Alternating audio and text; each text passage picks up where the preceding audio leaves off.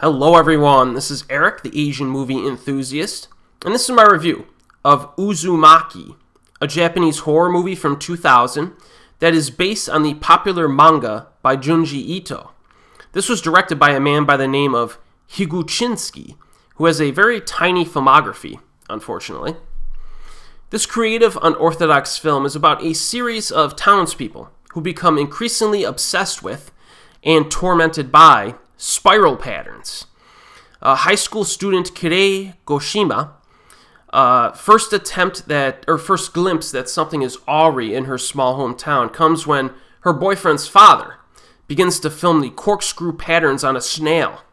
He is also in the process of making a video scrapbook filled with the images of anything that has a spiral or vortex shape to it. His unusual obsession causes him to abandon his responsibilities at work.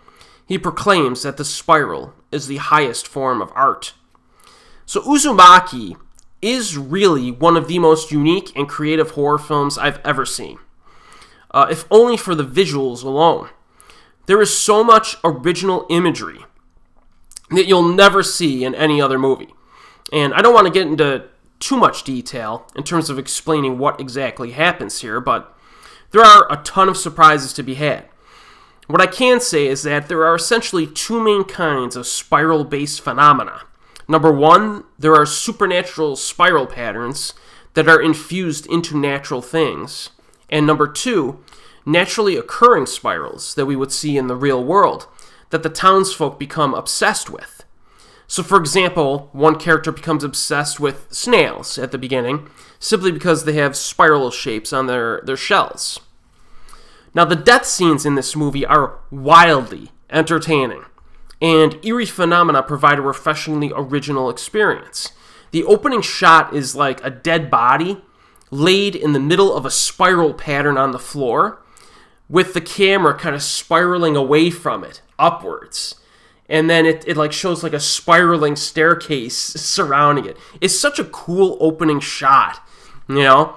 And you don't see that type of thing very often, at least not to that excess with the constant references to spirals. And then that leads directly to the opening title. Tons of spiral references, of course, even in things that you may not have noticed before. There are even a few subtle appearances of spirals that you may notice after repeat viewings, like kind of in the background or whatever. The premise leans heavily into weirdness, which should impress those of you who enjoy like nutty, oddball horror with a dose of black humor.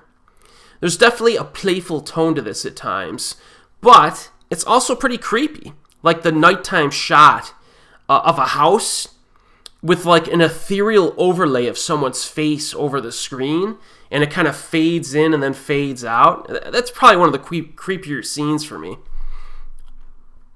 The film also looks phenomenal. I mean, the cinematography and direction are eye-popping, with some excellent camera angles and framing of shots. There's a green-tinted hue that's heavily applied, which gives it an otherworldly feel.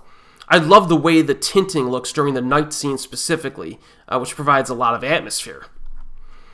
I also very much enjoy the lead actress, Eriko Hatsune, who is charismatic and likable. Kind of a little bit of a quirky performance, but she stays likable the whole film. Like, she never at any point becomes annoying to watch, which is very good on her part. This movie could get pretty wacky.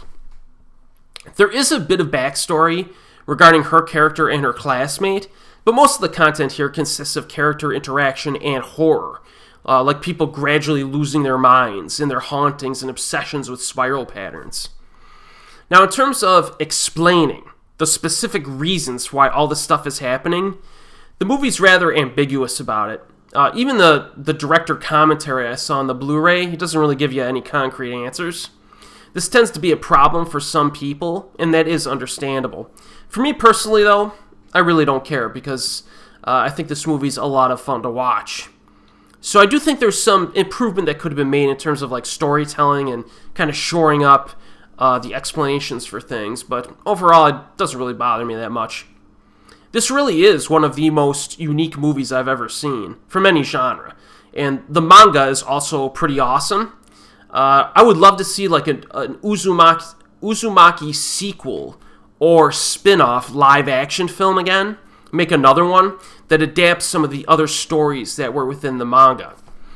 So, yeah, I strongly recommend this movie. It's just really, really cool. It's a really neat film. I think it's a must-watch if you're even remotely interested in Japanese horror. It's currently available on a recently released Region A Blu-ray. You could get it on Amazon, I think. And as always, I will see you next time.